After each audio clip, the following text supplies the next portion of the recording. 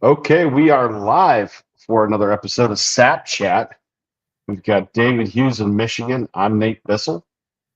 And David, you got Sap running? No. No, you sent me a text earlier. You were awful worried. Well, yeah, they switched the local weather, and I just want to be tapped by the weekend now, rather than I was going to wait till like the fourth, fifth, sixth area.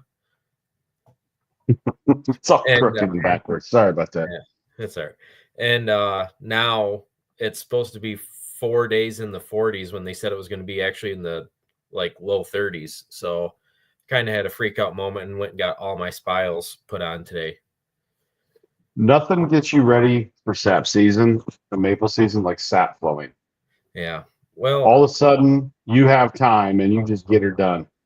the problem is I was so far ahead of the schedule weeks ago, but then we had 2 weeks of just crap weather, like too cold to even think about doing anything. The tubing doesn't want to, I mean, we're talking, low Weren't you? teens, 20-mile-an-hour winds, just nothing. And then on top of that, I got sick. Oh, that's right. That's right. I mean, I got sick. And then I've had a couple other issues pop up since then. So been dealing with that. But Yeah, you were down and out, buddy. yeah. Yep. Don't want to go through that again. I wouldn't wish that on anybody. So, David, topics tonight are a couple important things, but I first wanted to practice my radio commercial voice for someday I'll have a sponsor, but I want to try this. So just let me know how I do. This is for those that are listening on Spotify, but today's episode of Sapchat brought to you by the RO Bucket. The RO Bucket, they say that money is priceless or time is priceless. They say time is priceless. It doesn't have a price, but at the robucket.com, it is $395 for the RB5. Save yourself time at the robucket.com. How'd I do? Not too bad, Nate. Not too bad. I did mess up a little bit. I didn't take notes. Need some work. And I got it wrong. I'm sorry. I have to do it over again. So I think you should probably go a little deeper. You mean with my voice? Yeah. My little radio voice. Now, I don't have a sponsor, but I do like what Carl's doing over at the RO Bucket. But I said the wrong thing, so I'm gonna do it real quick. It is the RB5 is $325 over there. And David, how much does the RO change your life as a sugar maker? Oh my gosh. It's probably the single most important purchase next to the evaporator. Maybe George, even more important, to be honestly. I mean, I tell you, everybody focuses on the evaporator, and it's like that thing gets all the credit, but all the work's done by the RO. Yeah. I mean, flavor's made in the evaporator. I'll give you that. But yeah, so you also, I'll practice this. You get free shipping at the robucket.com by using promo code BISSELL. That is BISSELL. Just like the vacuum cleaner, but we don't suck. What do you think? Pretty good, Nate. Yeah. So I wanted to throw that out there because I'm not sponsored. I don't get paid to do any of this, but I am promoting a lot of entrepreneurs out there that are, good people. Carl's good people. That's who we want. Right. I hope he jumps on because he's funny. He does. Carl is not afraid to offend anyone. That's why I like him. I doubt he has any time right now with the weather that's come in, with him trying to shovel himself out of snow. And I mean, everybody right now has probably had a freak out moment today around. So I'm sure his orders have just went. That's true. He did say that. He said orders are going, Yeah. He said the next 3 weeks are pretty tough for him. Yeah. So Dale Harrington says, I'm so pumped to catch you live. Well, Dale, if you have any, questions on the meaning of life or maple syrup, David Hughes is here for you. Now, David, you have an open house coming up. That was something I want to talk about early on. So we don't, I love open houses and I didn't do enough of them early on. And I wanted to just kind of share that, like, hey, you want to learn, if you're in the southern Maple Belt, you have an advantage to travel up north to the colder climates and see how the big guys do it. But what do you think? Yeah, you want me to go over the dates and stuff, or Yeah, go over yours. I'm excited about that. okay? March 15th and 16th, from 10 to 6, we will have a food truck on site. We will have live music. We will have a gift shop and souvenir shop open up.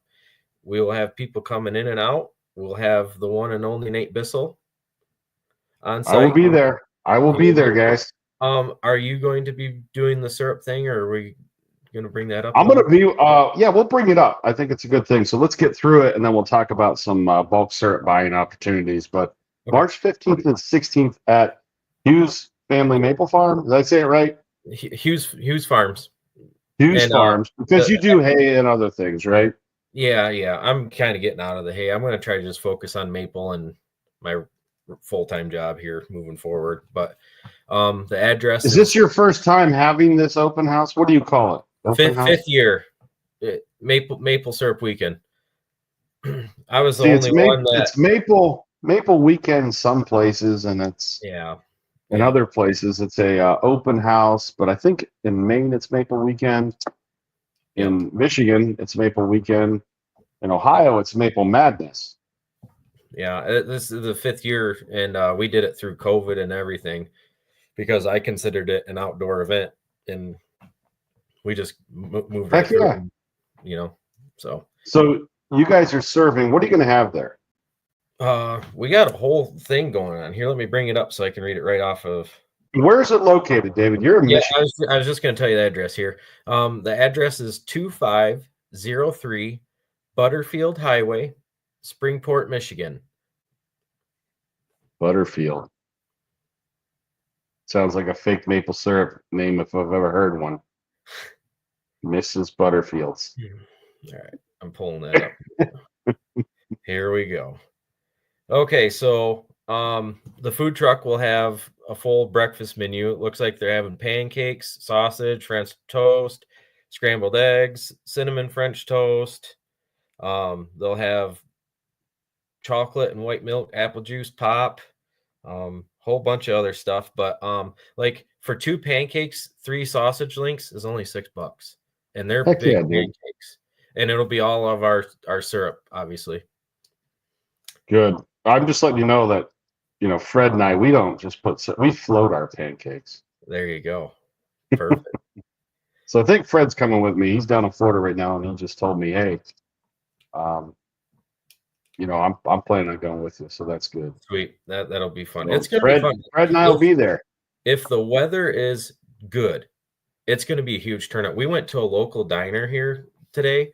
We were just sitting there eating breakfast, and there was people all over in there talking about it. Me and my wife looked at each other and we're like, oh no, like this is like it's gonna be pretty busy if the weather's good. So It's we always actually have an open house on March 2nd. So our facility is right next to the fairgrounds in Jefferson, Ohio. And we have moved to the expo center in the fairgrounds building because we just don't have room to host anymore. oh And we do a free pancake breakfast. There'll be lots of like whole crafts. And we're inviting everybody, like any other maple producers that want to come sell. We're not trying to keep anybody out. We want people there. So yeah, if you want to go there, you need to catch up with Brandy and she can connect you. So I'm only going to be there on Sunday. My son Jonathan has wrestling to see who's going to go to states here on Friday and Saturday. So I will be there on Sunday. I will not be there on Saturday. what are the times Saturday and Sunday for people? I have no idea. You'll have to. I don't know. You'll have to check out our Facebook page, but it is only one weekend for us, and then I'll be giving tours of the bottling facility. We'll have tours every half hour. Cool. Which would be good. And I think the Maple Weekend in Vermont. Do you know when that is? Yes, because it is the 20. What is it? 25th, 26th? Does that sound right? Is it in March or April? April. Okay, that sounds right. Come on, calendar. So that's It will fun. be, yep, it'll be the 25th, 26th, and 27th. All right. So I will be up in Vermont, St. Albans. So 25th, 26th, 27th. I'm sure. I think you were planning on driving up there, aren't you, David? Yeah, we're staying with the Corys.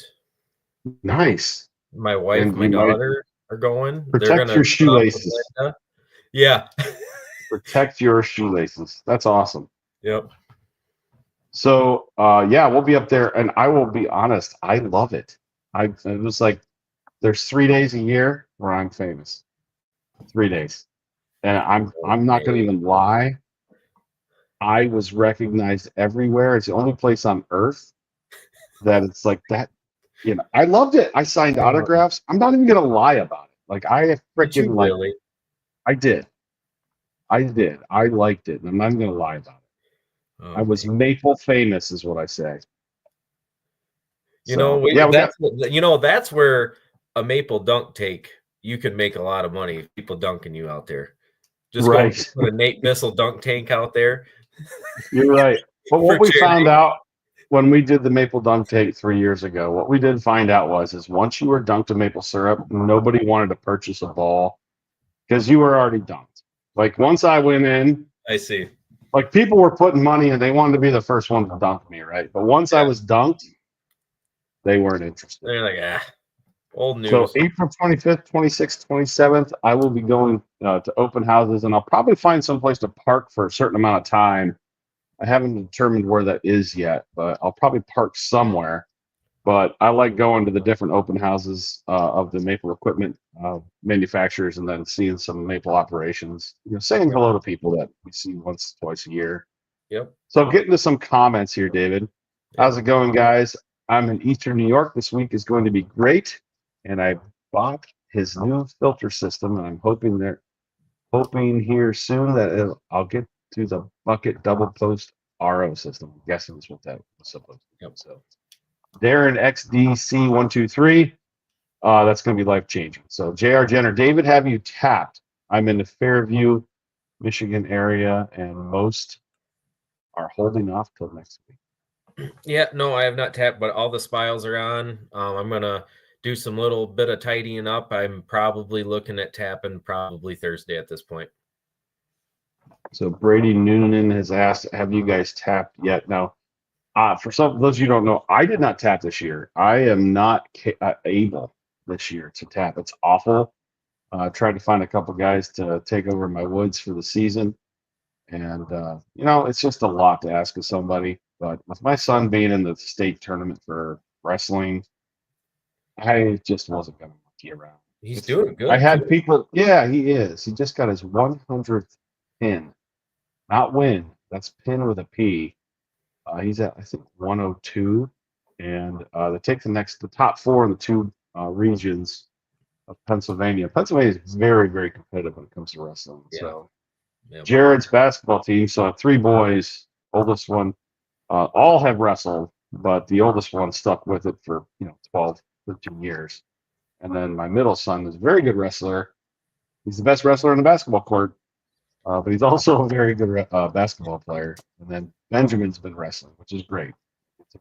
You can handle yourself.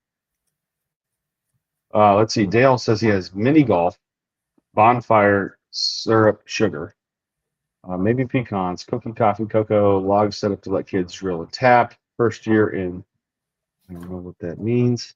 First Yep. Maple weekend. Love to hear any thoughts on good, bad ideas. He's tapped 2,120 more tomorrow on the SureFlow. That must be like the guzzler. They're a diaphragm pump.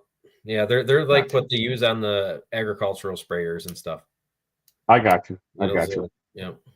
Take it out of the chemical sprayer and then throw it on the line and start pulling sap. Yeah. No, that's a joke, guys. I know. So what else do we have? So we had those 3. So I'm going to be at David. So our open house, March 2nd, Sunday, March 2nd. Yours is going to be April 15th and 16th, and then we'll be up in Vermont, St. Albans area. Yep. On April 25th, 26th, 27th. I love that time of year. We're gonna definitely have to do the infamous supper again. Oh yeah. That was a good time. And then you and I were talking about bulk syrup. So I can talk a little bit about bulk syrup. There isn't really a lot of syrup inventory out there. Um, there really isn't.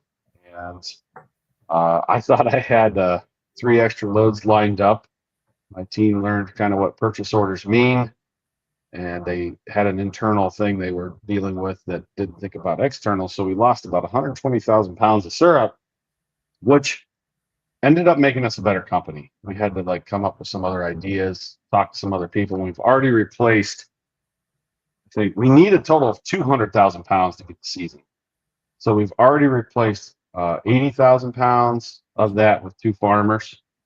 And what does that leave us? Um, so 80,000, 120. So we still need 3 semi-truckloads to get the season.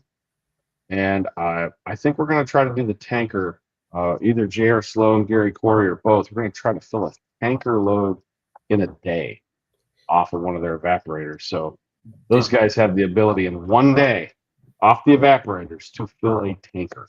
Yeah. So we talked about doing it last year, and then I was like, oh yeah, I need to get some syrup. So we're hopefully going to do a tanker filling. That'd be cool. That'd be sweet. No one's ever done it. I think it'd be a great video. Yeah. Did you have any luck with the people that I sent you? You know, I haven't contacted all of them. Okay. But I will. I'll contact some guys. But yeah, so you and I were talking about Michigan. You had reached out. There were some other people from Michigan that reached out, and we talked about doing like a syrup buy day. And I mean, people have to let us know in the comments, even after this video is published. You know, this is live right now, but it'll be published out. Put it something in the comments. If you have bulk syrup to sell and know where to sell it, David and I were talking about either doing something at his place on the 15th or 16th, where we bring our box truck, we weigh the syrup, pump the container out, you take the containers with you, and, you know, we are definitely going to do, I want to do something. Yeah. And that's kind of the idea. I don't think anybody's done any remote syrup buying. I talked about doing a little bit in Wisconsin with Andy, Michigan. But if somebody is looking, if there's a need for a bulk syrup buyer, even in Ohio, they're really, I don't buy direct from small farmers, and maybe it's time I do. You know, maybe it's time I do. What do they say? Necessity is the mother of all invention. If I need syrup, maybe I just need to say, you know what?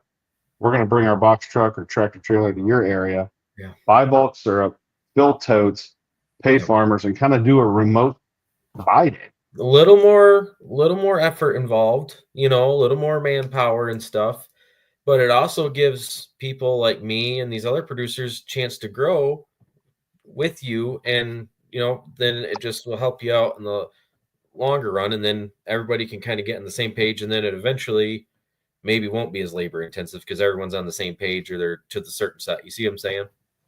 Yeah. So at our facility, what we're talking about doing is my company's really set up in Jefferson to handle totes and soon tankers, right?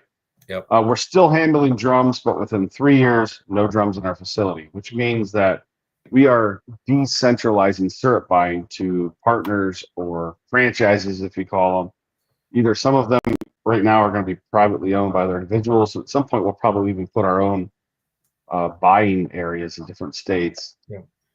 You have to in this industry. I mean, we pack more syrup than the state of Ohio makes, and the state of Michigan and Ohio combined. Like, we're moving so much syrup that I have to be up through Maine, all the way up to Minnesota, and bring syrup in from all over the Maple Belt. It's required. Like, so I don't have a choice. I think this is important. Are you looking for all grades, like commercial grade all the way to grade A? Yeah, it'll be all grades. We do buy commercial syrup. Okay. We have markets for it, and it's a healthy market. Like, you know, we have to be able to take all grades from farmers if you cherry pick. But we do watch if somebody has their own markets and then they end up dumping all the stuff they don't want.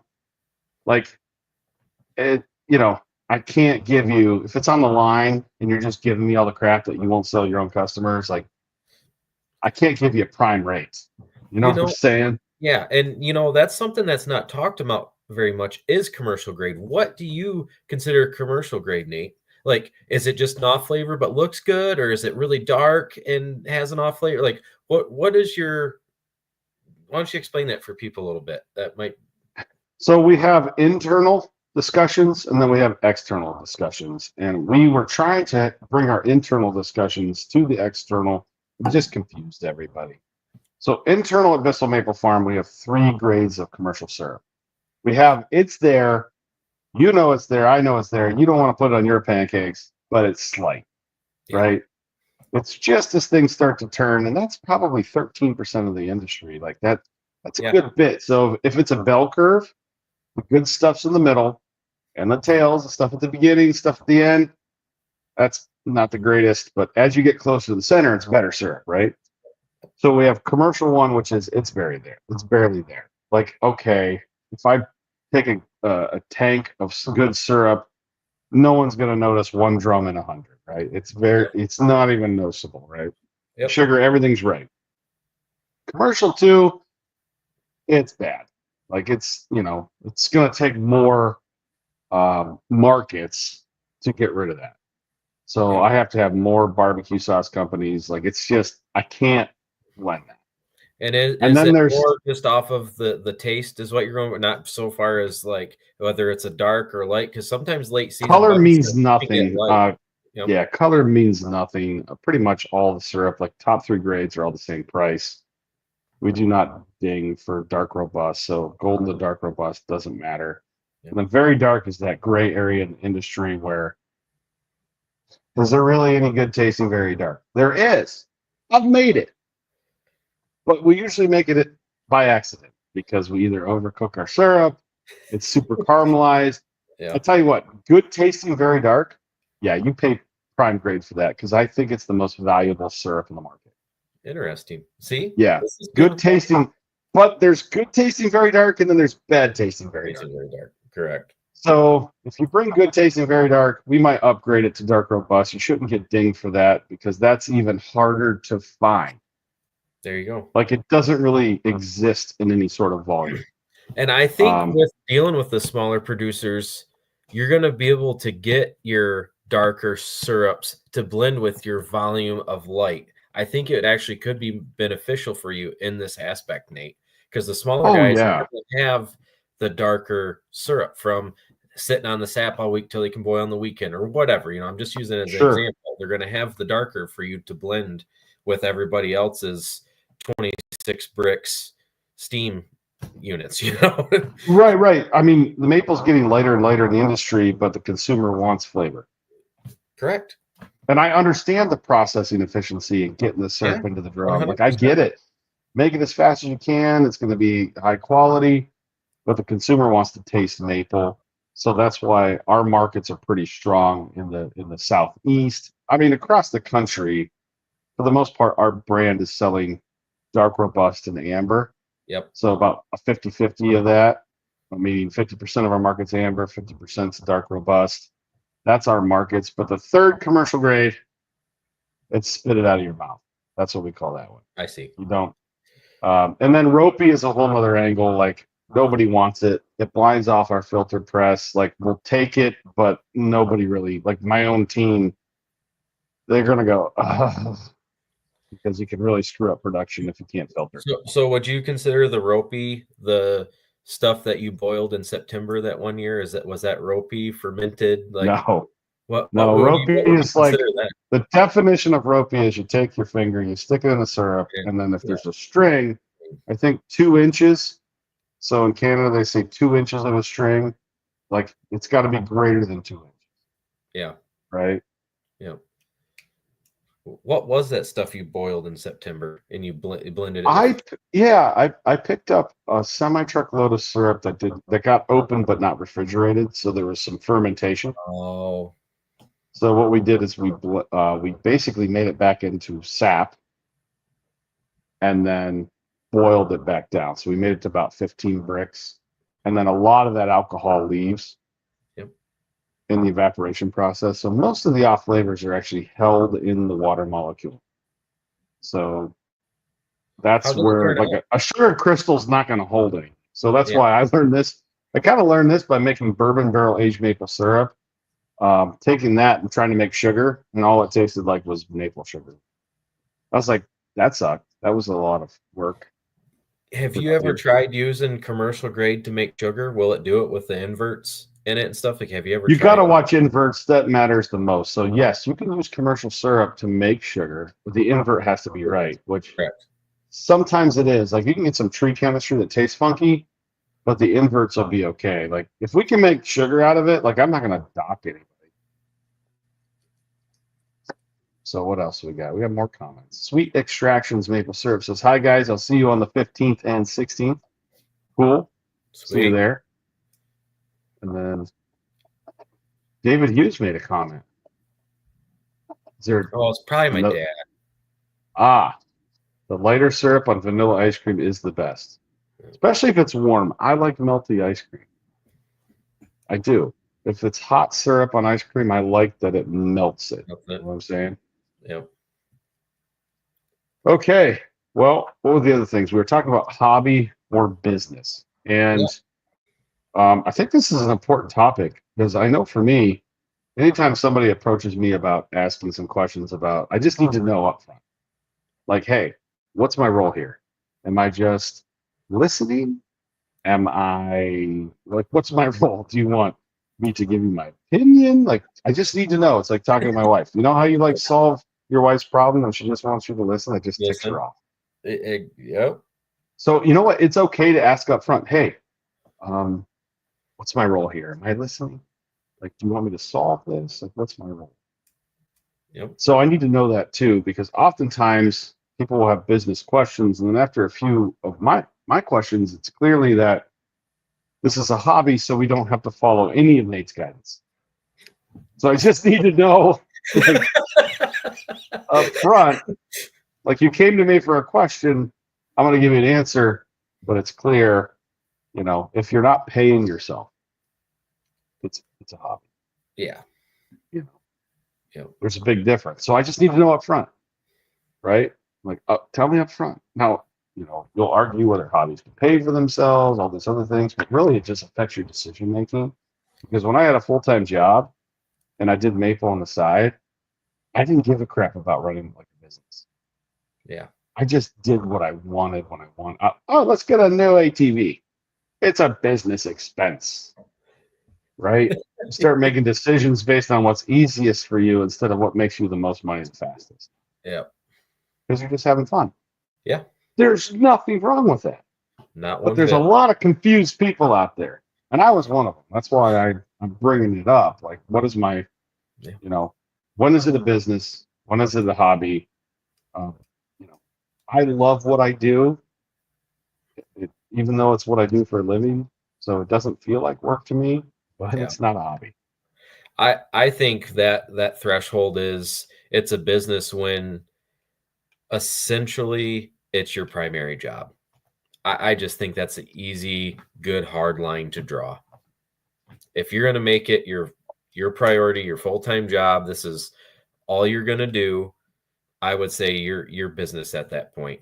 Anything under that, you know, man, it's pretty much a hobby. I mean, if you're working another job, I mean, it can still be a side hustle. Side hustle? Yeah, I don't want to use the word business, but it's kind of applicable there. But I would say for most, if you're doing it full time, I think then it becomes a business and it needs to be run as a business. Prior to that, yeah, you can do some things to really make money with it or make it at least sustain and pay for itself or whatever. But at least that's my experience. And everybody's situation is different, but I think until you just for a hard line there, until you make it your full-time thing, I don't know as if it's really a business or not. Yeah, I had a nice graph that I was going to bring up here, which is interesting to me. Hold on one second. That is not it. I figured it out one time in my area with my cost per tap and everything. I'd have to be essentially around 14,000 taps to make it a business and have, I think it was right around $50,000 of income. Right. You need to find out like what your goals are. But I Yeah. mean, just like, most people, I loved it. And then I started going, hey, I think I can make something out of this. But then you still reach into oh, it's a hobby. Like all you're doing is just dragging it out longer by Yeah. making the wrong decisions. That's why, I mean, this is what started the Facebook page and everything. That's why I'm back to keeping it fun. That's the main thing. Like, we all do this because we enjoy it.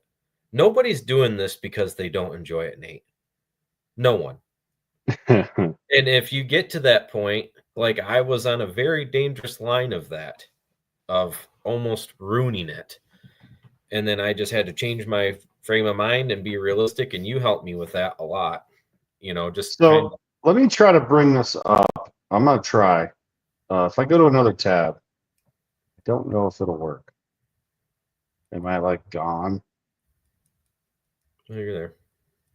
Oh, yeah. I don't know if it's like, when you have little kids and you do the peekaboo, like you cover their eyes. Like, No, am I still here? Got to go to Gmail. Download these. Is it the one you sent in the group chat? I don't know. Did I send that? It was the curve. Yeah, I think you did.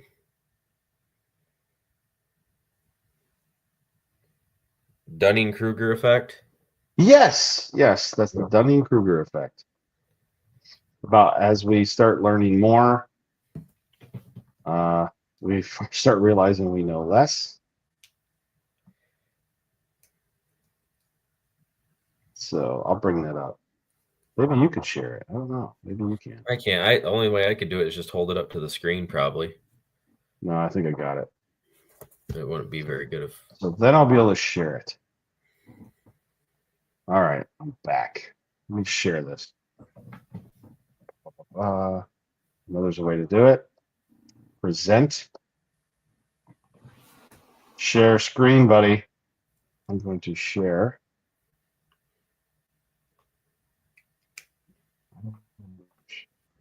You're getting all sorts of fancy, Can we Nate. do it? Present. There we go. That's PDFs. I don't want that.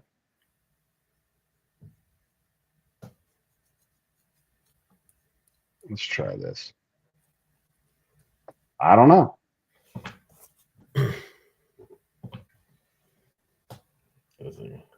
Select tab. That's it. I don't know. We'll just try this. See if it works.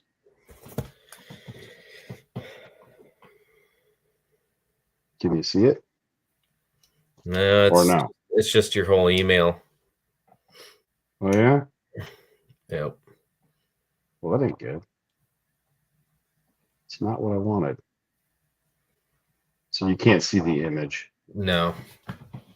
Well, that's stupid.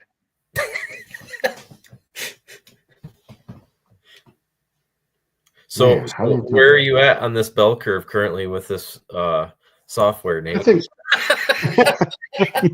the Dunning-Kruger effect is in effect to me in software. Let's see. So that you can't see it, huh? No. How do I share this? Tim would know. Yeah, you would. I'm not, what do you call it? Savvy with this? No, neither am I. Aren't we all hobbyists, Linda? Oh, geez. Hobbyist. Yeah. Dude, Jeff sent me a video today. I want to see if I can play this on here. You're not going to believe it. It's like snow's up to their chest. Oh, is it really? Yeah, they're trying to tap. Oh, I figured out how to do it. Buddy. I was trying to share the wrong thing. There you go. All right, here we go. The Dunning-Kruger effect. So this is what happens to us was we're hobbyists, right? So you look and you see along the bottom is you know nothing all the way to being a guru, and this is your competence. And up the left-hand side is or I'm sorry, competence up the left-hand side is confidence. So you start low and you move up to high. So when you first start off a maple, you're loving everything about it, right? You're like, oh, this is great. We're just taking sap out of a tree. There's no ingredients. We're making a whole food. It's awesome. And hey, I think I can make something out of this. Yeah. And then you get to the peak of Mount Stupid. And then you come down the other side and you start realizing you know less than you thought. But this is the way it is for all entrepreneurs. Then you get to the valley of despair. Yeah. But as you start learning more and more and more, so you start realizing you didn't know anything at the beginning. And as it's your ignorance of your ignorance is really what the Dunning-Kruger effect is. So I just thought it was interesting. So like I'm probably on the right-hand side on some things, and then really, on wrestling, certain sports, little league coach, like on certain areas, I'm probably pretty good. In other areas, not. But I don't know. I hope that was helpful. I just think that's interesting. The more you know, the more you don't know. Yeah. Right.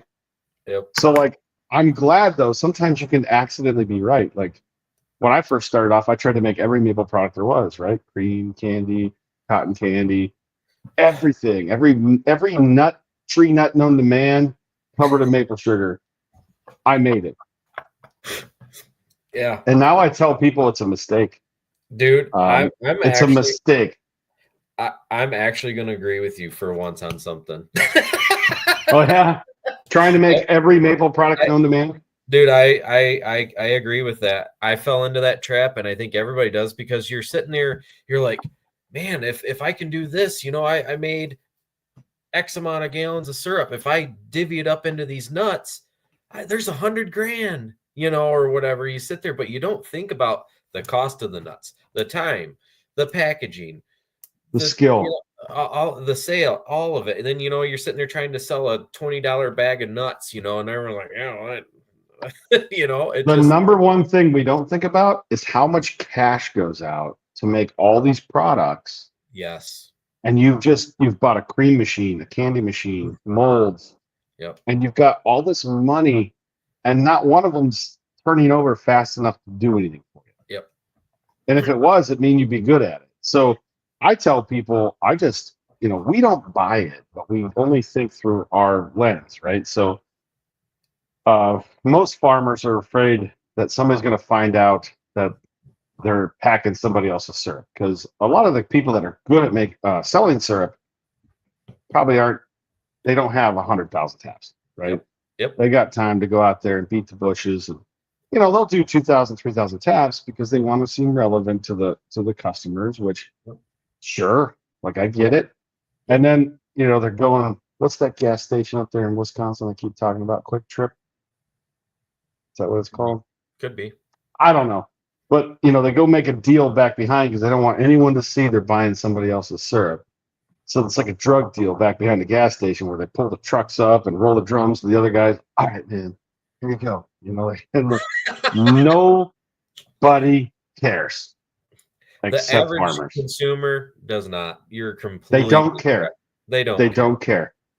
They don't. So let's think about this. Quality product.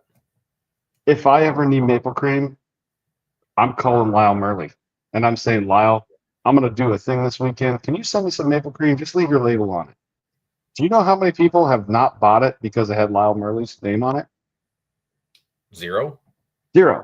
Do you know how many maple farmers didn't buy it because it didn't that's not even your maple cream. Well, no kitty. You don't buy it anyways. But he's the best in the world, right? He wrote the Cornell book, and then Cornell put their name on it. Like, he's really good. Yep. I don't mean to belittle that. I'm just saying he's just willing to share, knows a lot. They're the gold standard of the confections, man. They are. Yeah, and he worked on that 3-phase gear reduction speed with a company out of Indiana, Sunrise. Yeah. And Lyle worked on this with them, and it's open source. Right, Lyle. What I like about Lyle is if you call him, he'll talk to you. He'll share anything. There's no secrets, and I love that. Yep. But I'll buy his maple cream and I'll sell it because the dude makes it every day. Yeah. It's the same with Damian Hill. They're making maple confection every day. I'll buy it let him put his name on it. I don't care. In fact, I bought a bunch of maple cotton candy from him. Yep. It doesn't matter that their name's on it. Nobody cares. And here, I want to go through the scenario where somebody walks up and goes, "Did you make this?" I always go, "Heck no. No, I buy it from a friend of mine. This dude's the best in the world at this." Yeah. Like he doesn't even enter into the competitions anymore because it's not fair to everybody else. He won best maple confectioner of the universe 27 times. Like whatever the thing. I'm not gonna make him a lie. I'm just gonna say the truth. Like I can't do it as well as this guy. But what we really do well is bourbon barrel aged maple syrup. So we really focus on that, and we make it for a lot of different companies. We're really good at that. When you're really good at something, it's actually a mistake to go try to learn another skill or a trade. And we just do It's this just really distracting well. you from what you're doing. I would rather get Lyle's cream and Damian Hill's maple candy and cotton candy. And dude, no one gives a crap whether your name's on it or not. Yeah. You do. So you think others do, but they don't really care. Yeah. I don't know if that makes sense. Like, I'm going to do a maple show, and I would love to like film this. And I'll like ask customers, like, hey, like I'm making a YouTube video. Do you care that this is my maple cream? Or is it okay that it's somebody else's? You just care that it's pure. Yeah, it's the same product. These people are just specialized at it. They got the equipment and the time and the knowledge. So I still can't make maple cream that doesn't separate. But listen, I was lying to myself for so long that I kept my cream machine, my candy machine for like 10 years. And I never used them. But I told myself, oh, I'll do it someday. No, I'm not. Yeah, my candy machine's for sale currently. You know what? They're a distraction. Like, go be good at something. Yep. I do have to say, though, Nate, my maple cotton candy machine I purchased is, but you got to think, too, I'm already making the maple sugar. So that's kind of a byproduct I can use to make the maple cotton candy. So and it's real simple and fun. And the kids just love it, man. And that's kind of why I enjoy it. You know, people just, you get that thing out and you're spinning it around and everything. I mean, they just go crazy. You know, I agree. Like, listen, there's some things you just do it because, you know, because you love it. Yep. I gotcha. So hobby or business? What's another deciding factor whether it's a hobby or a business? It makes money. I mean, the IRS basically says, the nice thing about the IRS is they expect you to be a businessman or woman, but they don't actually expect you to be good at it. Yeah. Like, we're not always good at it. Where do you think the line of business and hobby is, Nate? Whether you pay yourself. So that would technically be your full-time, going into it full-time then. Well, yeah, but also you can have a side hustle that pays yourself. Yeah. Yeah. Because like there's times like last year. That's fair. I think last year, there's times where I go without a paycheck, like because of cash flow, and I'll go without a paycheck because I want to expand beyond what the company's capable of. So I will take myself off payroll. And basically, you know, a couple of years ago, we lived off credit card for a while because I couldn't draw a paycheck because we wanted to hire some talent that we couldn't afford without it. I see. That's my decision, right? Yep. I should be paying myself. It turned out to be a really good move because it tripled the size of the company. Like, there's all sorts of things that help. Yeah. But that was more of an entrepreneurial decision. Like, I should have been, and I do now. Like, I draw a paycheck, and that's the difference. Yep. You should pay yourself first. That's fair.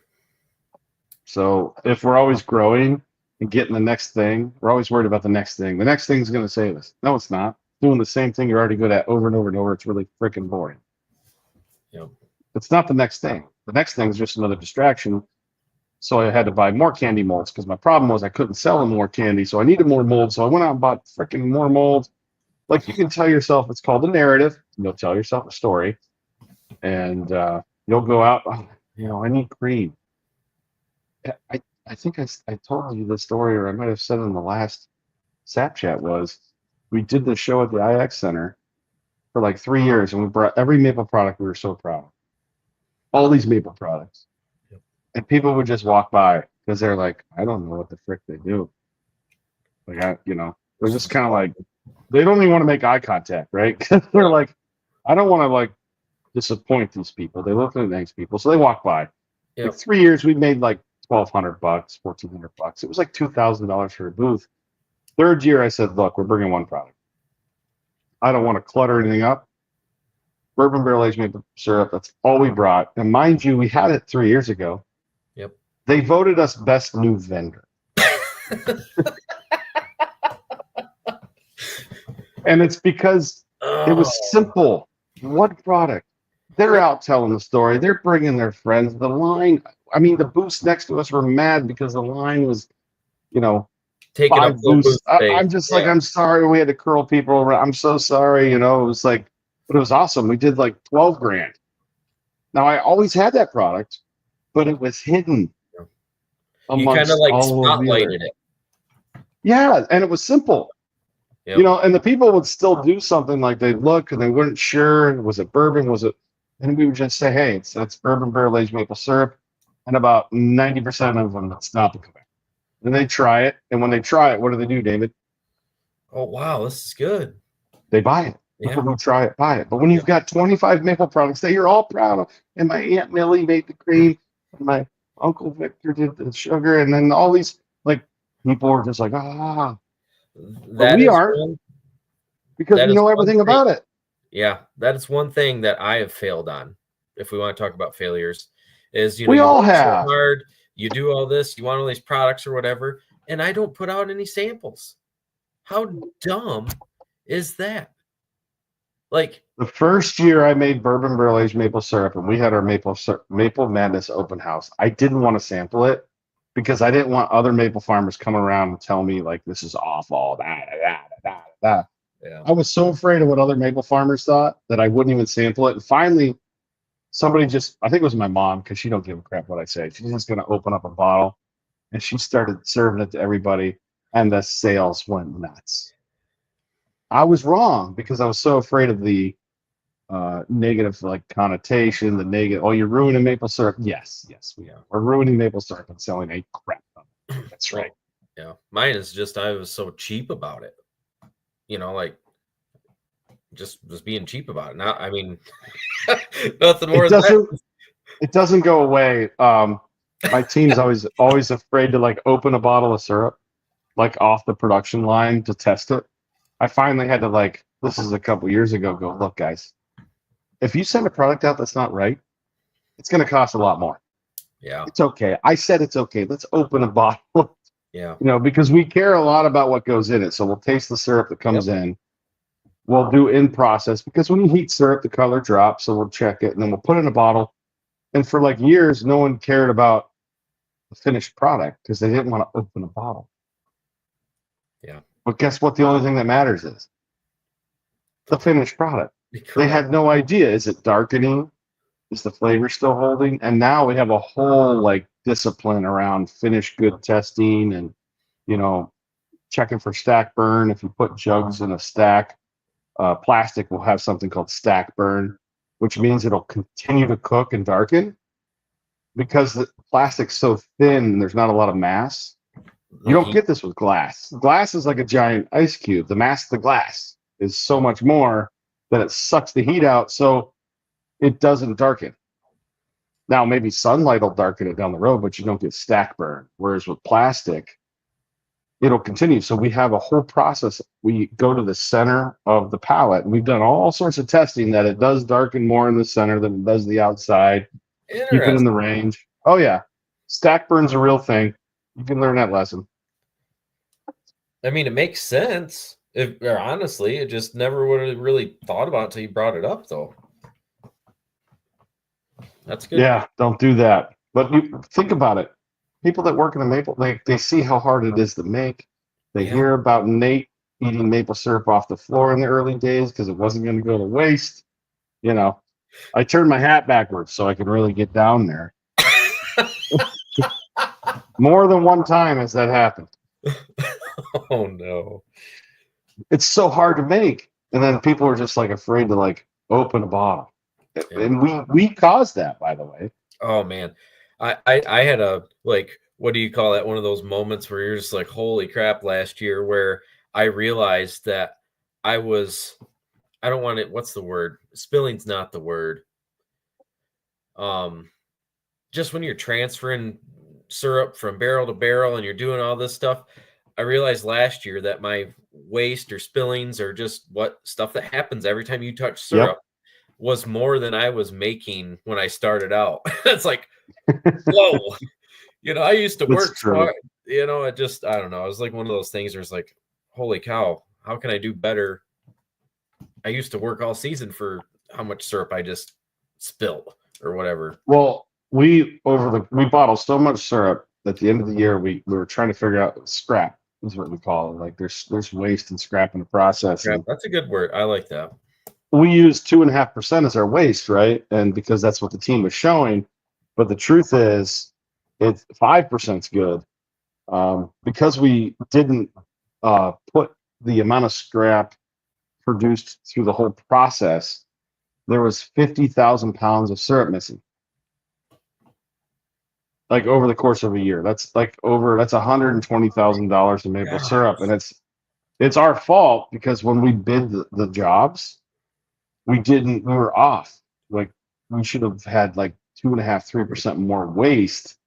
So they're like, where'd it go? And I was like, you guys are taking it home in your coffee thermos. Sorry, like it's a for like shop shake redemption is what I was like giving my team a hard time. Yeah. Not for real, but it's spillage. It's sometimes you overflow kettle. It happens. We're human, right? Well, it's Um, just syrups. Let's be honest, syrups kind of tough to handle. I mean, let's just be yep. honest about it. It's just kind of tough to handle. And then after you get everything done, it's stuck to the sides of your pan and stuff. What do you do with that water? Do you try to slosh it around and put it back to reboil, or do you just throw it out? Like, what do you do? You see what I'm saying? Like, that adds up. I can't wait, to get. I mean, we're almost there because we go to trees for sap that's 2%. And I know the stuff that I'm putting down the drain at the end of the day, cleaning everything, is like 12. And I'm just like, Exactly. That's this what is I'm saying. Like, awesome. if there was a But way you could save that and then reboil it or something, I don't know. oh, there definitely is, but we haven't gotten to that stage yet. But clearly, 50,000 pounds, I'll bet you out of that 50,000 pounds, 10 to 12,000 of it went down the drain. That's just crazy, Nate. It's probably Village of Jefferson's probably loving it because their microbes get to just go crazy on all that. It's right down. They're when I figure out how to save all that sugar, the Village of Jefferson's like sanitary department's gonna be like, what the heck? Why is everything? Our bugs aren't happy. What's going on? I'll have to let them know, like, hey guys, I'm not sending sugar down the drain anymore. Nice. That's But crazy. Wow. yeah, fifty Just thousand to put it pounds, in and it's like perspective for people, I mean, man. it's crazy. And you know what? You have to take scrap, but we all think, overfill, like a little bit, a quarter of an ounce over a million bottles is 250,000 fluid ounces, Yeah. right? Like a gallon's 128. Like you Yeah. can, but I tell you, most farmers aren't measuring the weight on every jug they do, every No, bottle. I don't. And I mean, and, no. and, we're, and we care so much about our product that we're like, let's just fill it up so it looks good, and it's for good reasons. We have really good reasons, but if you do that over 250,000, a million, 2 million, 5 million bottles, like it adds up quick. See that, man, this is some good stuff here. That's good stuff. I Well, it mean, was eye that opening. should get people thinking. I mean, that's where we are as a company. Is like we're trying to figure it out. Where's it going? It's multiple places. It's not just one smoking gun. I thought there was one smoking gun. I could have sworn it was overfill. Then we sat down and measured everything. It's like Zach's crushing it. I was like, dang, Zach, I was hoping it was you. And like they measure everything, like every gallon, like they measure so well on, especially totes, drums, pails. We fill by weight, you know. Yep. But when you're overflow filling little bottles, like sometimes bottles don't fill at the same time, so they leave the unit on, and it's really Yep. filling them up. And then you could have a little extra. We Yep. found out our quart jugs were probably overfilling those by quite a bit, so that adds up. Oh yeah, especially in the courts. I mean, you do 3 ounces per quart, man, that'll go quick. Yeah, and Fred Aaron says Bascom does recycle. And it's true, and like I can't wait when they steam clean all the drums out. All of that sugar goes into a big tank, and they boil it down, and they make syrup out of it, and it's brilliant. Like I can't wait. Like I can't wait till I'm like, yeah, I make more syrup from my rinse water than most. They brag about it. No, Nate, I brag make more about something syrup in like a that. week. I make more syrup in a week than David does in a year from my rinse water. I'm waiting for that one. It's gonna happen. Well, I appreciate it, dude. I got to go pick Jared up from his girlfriend's place, so promised him I would. David, I appreciate it. I think we'll be back at it in a week, but you'll be hot and heavy in the maple season coming up, right? Hopefully, yeah. Thursday, What's it looking like? What's the long term? It's showing 40s. It's saying we're here now.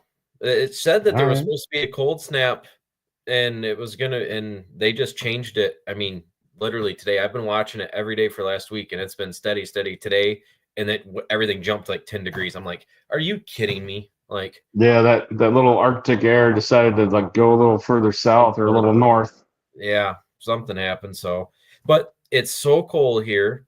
We got snow cover. We didn't have a lot of snow cover when it got cold, so we got frost. Like there's 18 inches of frozen ice in my woods.